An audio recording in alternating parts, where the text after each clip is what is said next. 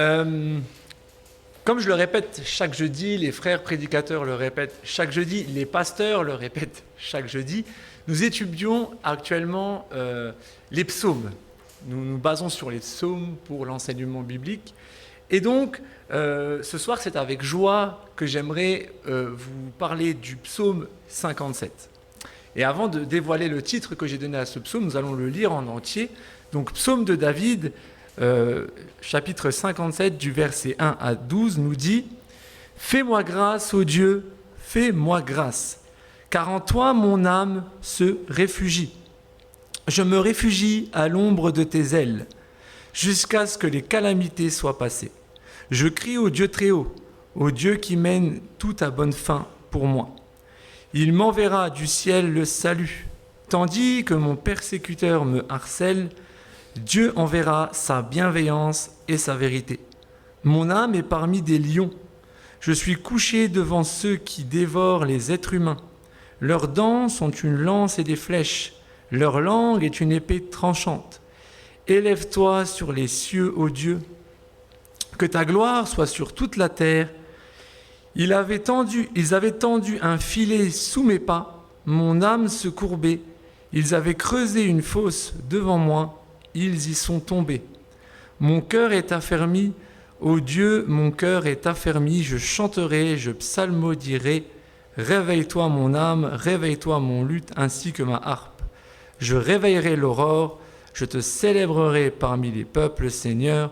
Je psalmodierai en ton honneur parmi les nations. Car ta bienveillance atteint jusqu'aux cieux et ta vérité jusqu'aux nuées. Élève-toi sur les cieux, ô Dieu, que ta gloire soit sur toute la terre. Amen. Amen. Pour vous remettre dans le contexte, quand David a écrit ce psaume, il s'enfuyait devant Saül. Pour ceux qui connaissent bien l'histoire de David, il fuyait Saül. Et ce soir, j'aimerais vous faire un très court rappel de l'histoire de David rapidement, jusqu'à ce qu'il arrive à fuir Saül dans la caverne. Pour faire court, je vais vous afficher juste les références. Si vous voulez lire l'histoire en entier, elle sera affichée. Prenez des notes, vous le lirez chez vous. Moi, je vais juste vous faire rapidement un court rappel de ce qu'est l'histoire de David. David, c'est un jeune berger. Il s'occupe du troupeau. D'accord ? Il a des frères et dans sa famille, on lui donne la tâche, entre guillemets,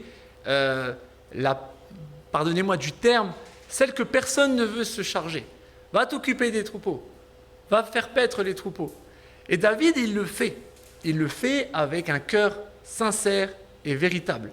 Et ça, c'est très important pour l'histoire. Et donc David est en train de s'occuper des troupeaux, il les protège, il s'en occupe.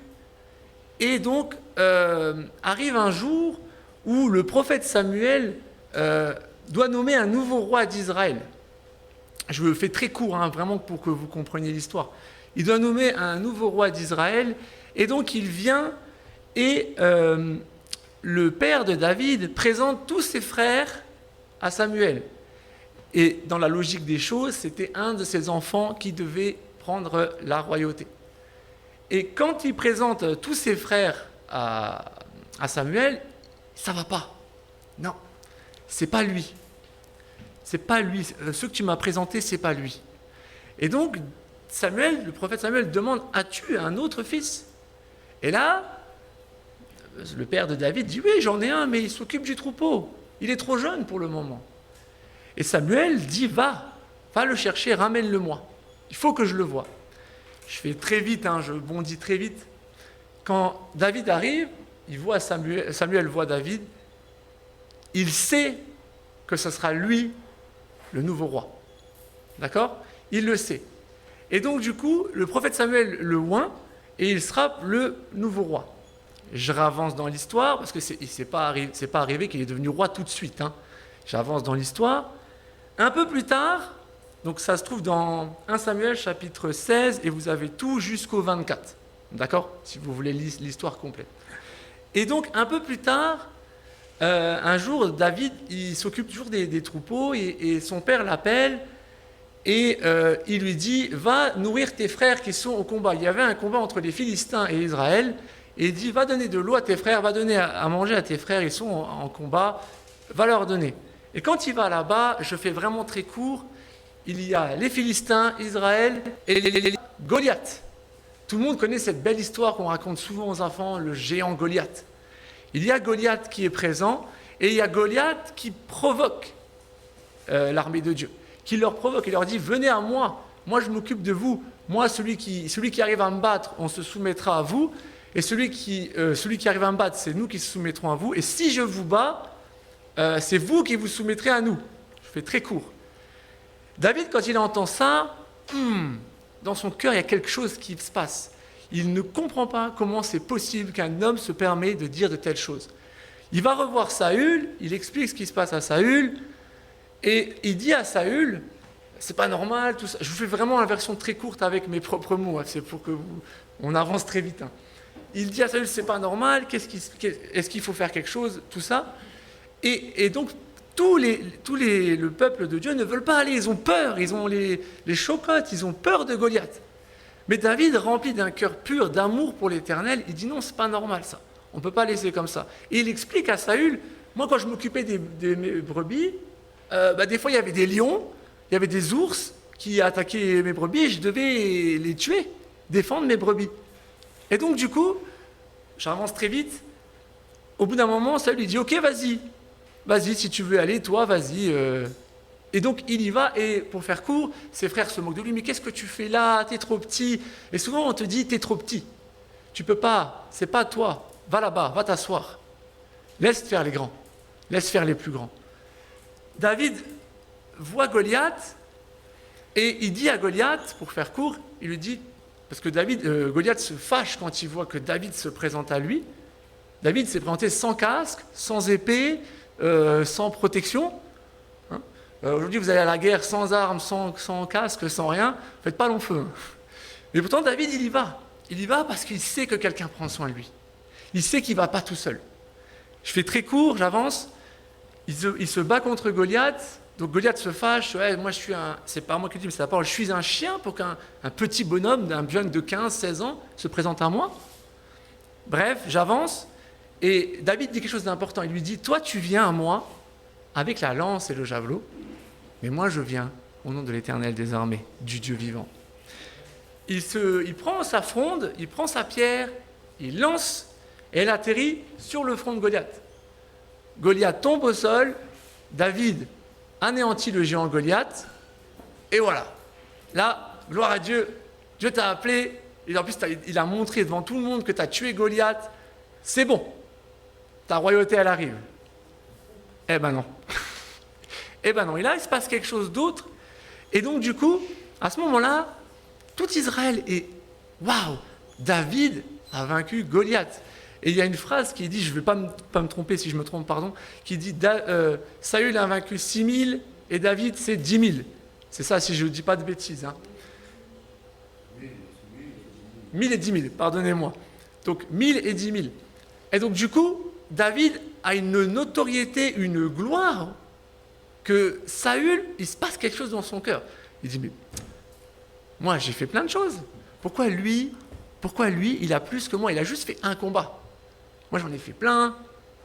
Et donc, du coup, pourquoi? Et dans le cœur de Saül, il se passe quelque chose. Il y a la jalousie qui naît. Il y a la rancœur. Il y a peut-être de la colère. Il y a plein de choses.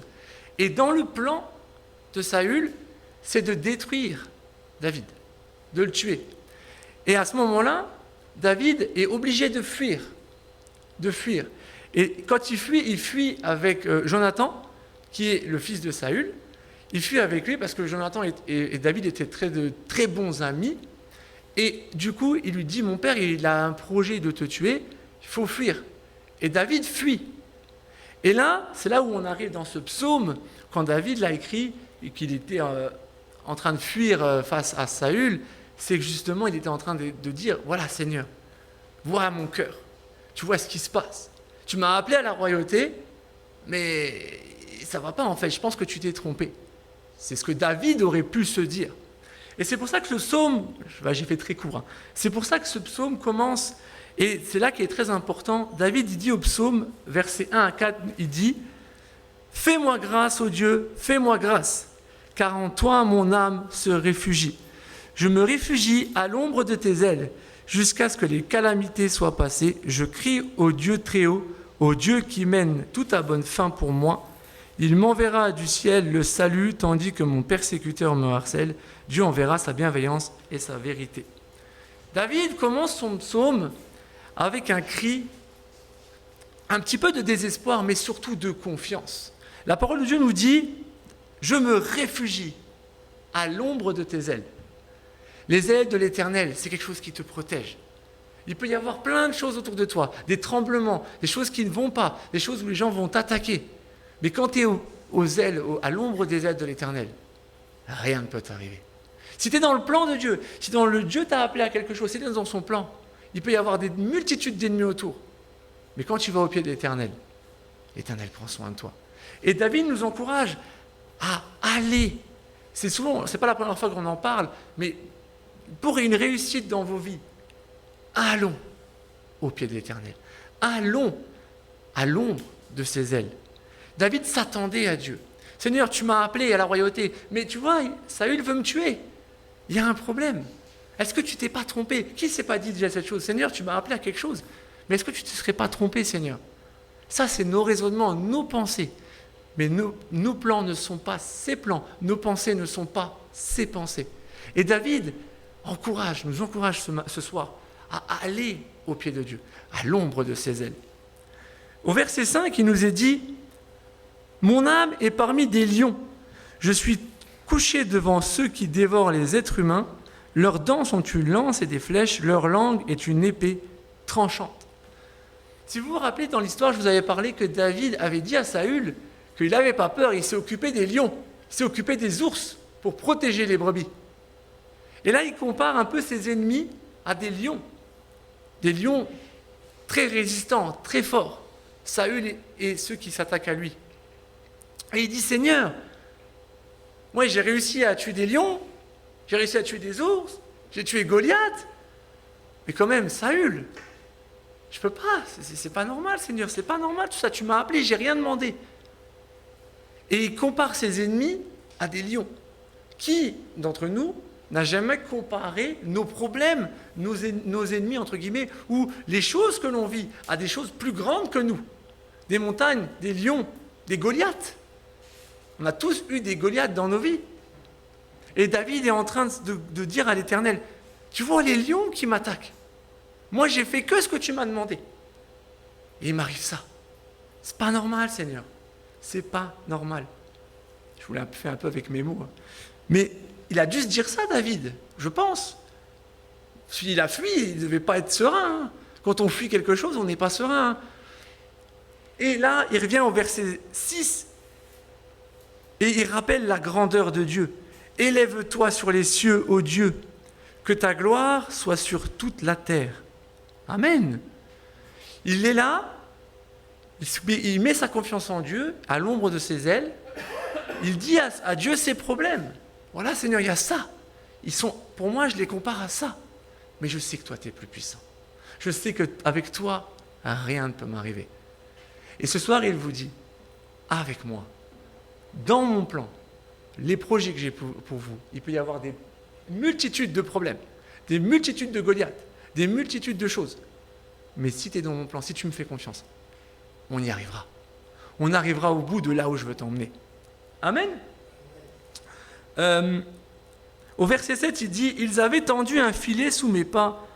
Mon âme se courbait. Ils avaient creusé une fosse devant moi et ils y sont tombés. » Très souvent, quand on vit des épreuves, on se dit « Seigneur, c'est pas juste.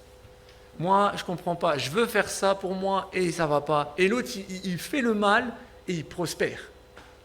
Qui s'est dit cette chose-là? Moi, je me la dis très souvent. Ces gens-là font le mal et ils prospèrent. Et moi, je veux faire ta volonté. J'essaye de faire ta volonté parce que je ne suis pas parfait. Et moi, il n'y a que des barrières. Il n'y a que des épreuves. Il n'y a rien qui va. Qui s'est déjà dit ça? Les finances, le travail, la vie, quotidiennement. On s'est tous déjà dit ça. Mais là, David nous enseigne et il nous dit, ils ont fait des pièges contre moi, mais ils se sont fait avoir par leurs propres pièges. Quand on rigole avec les enfants, dans les colos, souvent on dit que quand un enfant veut t'arroser et qu'on l'arrose, on appelle l'arroseur arrosé. Tu as essayé de me piéger et je t'ai piégé. Là, David est en train de dire, en fait, c'est eux qui font des plans contre moi pour me détruire, mais ils tombent dans leur propre plan. Et je continue d'avancer. Verset 8, il dit quelque chose d'important. Et là, c'est là que je vais vous encourager ce soir. Verset 8, il dit « Mon cœur est affermi, ô Dieu, mon cœur est affermi. Je chanterai, je psalmodierai. » Verset 9, « Réveille-toi mon âme, réveille-toi mon luth, ainsi que ma harpe, je réveillerai l'aurore. » Ce qui David nous enseigne à ce moment-là, c'est que malgré ces épreuves, malgré que Saül le poursuivait pour le tuer, malgré ce que tu vis aujourd'hui, David prenait le temps, dès le matin, dès l'aurore, je réveillerai l'aurore. C'est une expression qu'on dit, c'est moi qui va réveiller le matin. Mais ça veut dire qu'en fait, il prenait le temps de se lever et il prenait le temps d'adorer son Dieu. Il prenait le temps, malgré tout ce qui se passait, de dire, Seigneur, tu vois, mais toute la gloire te revienne. Et ce soir, je veux vous encourager à, dès le matin, prenez du temps avec la parole de Dieu. Prenez du temps dans la lecture, dans la louange. Parlez avec Dieu. Vous savez, comme je dis souvent, le matin, je me lève, je prends mon petit café, je prends la route, et sur la route, je sais que j'ai 20 minutes avant d'arriver au boulot. J'éteins la radio et je parle à Dieu. Ça, c'est moi. Hein. Faites comme vous voulez. Mais ça, c'est moi. Et je parle à Dieu. Seigneur, merci pour ce matin. Il a fait chaud cette nuit, mais je me suis réveillé en bonne santé. Merci parce que j'ai un travail. Merci, je vais au travail, protège-moi sur la route. Aide-moi à bien faire mon travail. Aide-moi à faire ceci. Aide-moi à être un bon père de famille. Aide-moi à être un père exemplaire pour ma fille. Aide-moi à être un bon mari. D'aimer ma femme comme tu me demandes de l'aimer. Aide-moi à vraiment vivre l'esprit que tu nous demandes de vivre ensemble, la communauté fraternelle. Aide-moi à vivre ce que je prêche. Je peux être devant, vous enseigner et derrière faire ma vie. Non, Seigneur, aide-moi à vivre ce que je prêche. David, dès le matin, il se levait. Je réveillerai l'aurore, je proclamerai, je le relis. Mon cœur est affermi, ô Dieu, mon cœur est affermi, je chanterai, je psalmodierai, réveille-toi mon âme, réveille-toi mon luth ainsi que ma harpe. Dès le matin, il prenait un temps d'adoration avec Dieu, parce qu'il faisait confiance au seul et unique vrai Dieu, le Dieu vivant. Amen. Verset 10, et avant de lire le verset 10, j'aimerais revenir sur l'histoire de David, pour que vous compreniez aussi pourquoi je raconte tout ça. Quand Saül poursuivait David, à un moment, il le poursuivait, David s'était réfugié dans une caverne, d'où le psaume 57. David s'était réfugié dans une caverne, et Saül le poursuivait, et quand Saül le poursuivait, à un moment, David était dans la caverne, il se reposait, il adorait son Dieu. Saül est rentré dans cette caverne pensant pouvoir se reposer, et c'est ce qu'il a fait. Il est venu, il s'est reposé. Et là, David s'est retrouvé. Ah, il y a mon ennemi. Ça, aujourd'hui, ça aurait été moi. Qu'est-ce que je vais bien pouvoir te faire? Tu es devant moi, je peux tout faire. En plus, tu dors. Alors, si tu ronfles, je plaisante. Mais David aurait pu. Qu'est-ce que je vais faire? Et David, il aurait pu le tuer, il aurait pu faire plein de choses. David, ce qu'il a fait, il a juste pris une épée ou un couteau, je ne sais plus, et il a déchiré un morceau du tissu de son vêtement. Et il a attendu. Peut-être que moi, je n'aurais pas fait ça, peut-être que vous aurez fait autre chose, mais David, c'est ce qu'il a fait. Et quand Saül s'est réveillé et qu'il est sorti de la caverne, David s'est présenté à Saül en lui montrant le tissu. Et il lui dit en gros qu'il aurait pu le tuer. Il aurait pu. Rien n'empêchait. Mais ce qui l'a empêché, c'est l'amour qu'il avait pour Dieu. Son amour, son cœur pur, son cœur vrai, comme Dieu veut que nous ayons un cœur sincère envers lui. Et donc du coup, David aimait Saül, malgré tout que Saül avait de la jalousie, de la rancœur contre lui, etc. David l'aimait. Et à ce moment-là, quand Saül a vu ce morceau de vêtement, la parole de Dieu a dit que Saül était ému, triste, et il a pleuré. Et c'est là qu'il a laissé tomber. Il a dit, je vais arrêter. Et il a reconnu que quand Dieu appelle quelqu'un, t'as beau faire X manière, c'est le plan de Dieu. qui va s'accomplir. Et mon frère, ma soeur, si Dieu t'a appelé à quelque chose, ne te décourage pas. Va de l'avant. Dieu prendra soin de toi. L'ennemi va te mettre des barrières. L'ennemi va vouloir t'empêcher d'aller de l'avant. Les gens autour vont vouloir te détruire. Mais toi, reste au pied de l'Éternel. Fais-lui confiance. Va à l'ombre de ses ailes, comme l'a dit David. Dès le matin, réveille l'aurore. Réveillez pas vos voisins. Mais réveillez l'aurore. Seigneur, je t'adore dès le matin, je te fais confiance. Je veux une relation intime avec toi. Rien de tel qu'une belle relation sincère, vraie avec notre papa. Et c'est là qu'après arrive le verset 10. Je te célébrerai parmi les peuples, Seigneur, je psalmodierai en ton honneur parmi les nations. David dit qu'il proclamera devant des millions de personnes, publiquement, il témoignera de l'amour de Dieu, du plan de Dieu, de ce que Dieu a fait. Et versets 11 et 12 qui conclut « Car ta bienveillance atteint jusqu'aux cieux et ta vérité jusqu'aux nuées. Élève-toi sur les cieux, ô Dieu, que ta gloire soit sur toute la terre. » David conclut son psaume par toujours une phrase, des paroles de louange, d'adoration. Et moi, ma conclusion ce soir, et c'est mon titre de message, c'est « D'un cœur opprimé à la libération ». Peut-être que tu es opprimé, peut-être que tu es triste, peut-être que tu te sens abandonné, peut-être que rien ne va dans ta vie. Mais de la même manière que Dieu a pris soin de David, il veut prendre soin de toi. Et dans le plan de Dieu, pour atteindre là où Dieu veut t'emmener, il va falloir passer des épreuves, comme a passé David. C'est pas « je t'appelle et tu deviens ce que je t'ai appelé ». Il y a une préparation, il y a un temps. Il y a un temps pour toute chose. David a été appelé, David est passé par la destruction de Goliath, puis par le fait d'être opprimé et attaqué par Saül, pour plus tard encore, c'est pas passé 3 jours, c'est passé un sacré plusieurs années, pour qu'après tu rentres pleinement dans le plan que Dieu a pour ta vie. David avait déjà un cœur pour l'Éternel, mais Dieu l'a encore plus équipé, plus préparé. Et le Seigneur, c'est ce qu'il veut le faire avec toi. Tu vas peut-être me dire, ouais, mais peut-être que je suis trop vieux, Olivier, maintenant, ou peut-être que je suis trop jeune. Quand le Seigneur t'appelle à quelque chose, sois fidèle à l'Éternel. Peu importe la tâche. Vous savez, je compare souvent la tâche que David s'occupait des bergers, c'était la tâche, des brebis, pardon, c'était la tâche que personne ne voulait faire. Et si on prend dans les exemples quotidiens, la tâche la plus ingrate dans l'Église, malheureusement, c'est la tâche du ménage. Dans toutes les églises, personne ne veut faire le ménage. Pourtant, s'il n'y a pas des frères et des sœurs qui viennent nettoyer, l'état de l'église laisserait à désirer. Mais on a des frères et des sœurs qui le font avec un cœur sincère, et je le crois. Moi, je fais, quand c'est mon tour, je peux vous dire que toutes les chaises, il n'y a pas une poussière. Parce que je fais toutes les chaises et je me casse le dos. Et c'est pas grave, parce que j'aime ce que je fais, j'aime servir l'Éternel. Et il n'y a pas de mauvaise tâche ou de grandes tâches. Pour l'Éternel, faire le ménage ou annoncer la parole, du moment qu'elle est faite avec un cœur vrai et sincère devant Dieu, elle est magnifique, la tâche. Donc si on vous dit, ouais, toi tu t'occupes du ménage, faites-le toujours avec un cœur sincère. Je le fais toujours avec un cœur sincère. J'avoue, des fois, j'ai pas envie, je suis fatigué, mais je viens, je le fais. Parce que j'aime venir m'asseoir sur une chaise propre. J'aime venir voir que tout est propre. Et je pense que c'est votre cas aussi. Je pense que si vous venez et que ça serait sale, vous ne serez pas content. Je ne suis pas en train de faire une reproche, pardonnez-moi. Mais ce que je vais vous dire, c'est que Dieu est prêt à vous emmener dans le plan qu'il a pour vous. Mais il faut être patient. Il faut aller de l'avant. Il faut lui faire confiance. Il faut accepter les épreuves que Dieu permet pour nous équiper, pour y arriver de la même manière qu'il a équipé David, petit à petit jusqu'à sa royauté.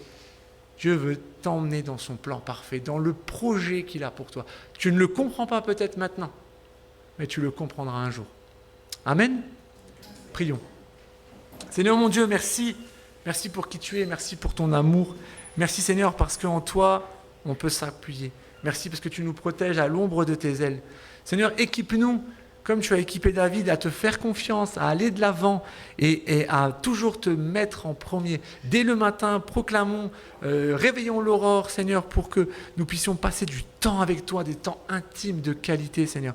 Merci pour ce que tu as fait dans la vie de mes frères et sœurs, ce que tu vas encore faire.